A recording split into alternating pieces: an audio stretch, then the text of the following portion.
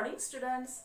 Today onwards we will start a new lesson, that is lesson 8, body movements. You know that the movement is an important feature of organism.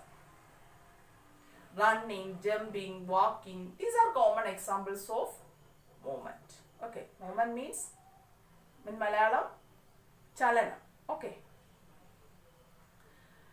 And you know that we can easily bend, rotate or lift our body parts. We can easily bend, lift or rotate our body parts. Okay. How it's possible? Did you notice that we are able to bend or rotate our body in places where the two bones are joined together? Two bones are joined together. These places are known as joints. These joints allows movement. Okay. Joint means this portion is an example of joint. Here these two bones are joined together. Okay.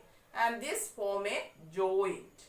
And this joint allows movement. Here our head and neck join together. Okay.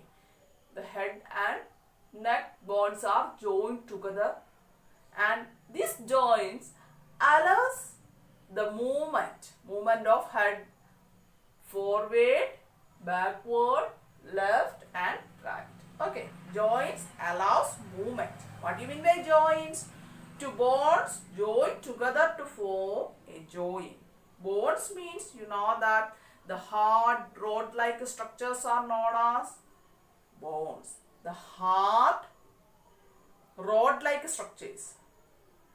Hard rod-like structures are known as bones. Hard rod-like structures are known as bones.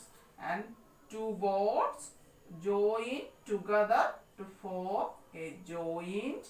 The joint allows movement. Okay.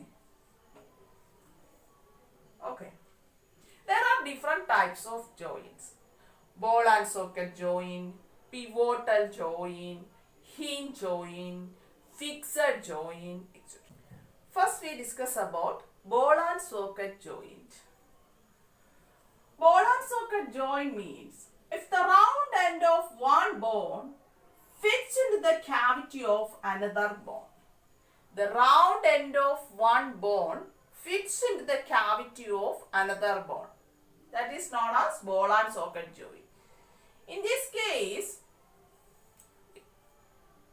some portion, the end of this bone is round shape, and this bone fits into the cavity of shoulder bone. Okay. This arm bone ends in round shape. And this, that means like a ball. And this round end fits into the cavity of shoulder bone. That means in our armpit. Okay. Commonly it is known as armpit. Cavity of shoulder bone. Cavity means Malayalam kuri. Okay. This kind of joint is known as ball and socket joint. This bone acts as a ball. The end of this bone acts as a ball, and the shoulder bone.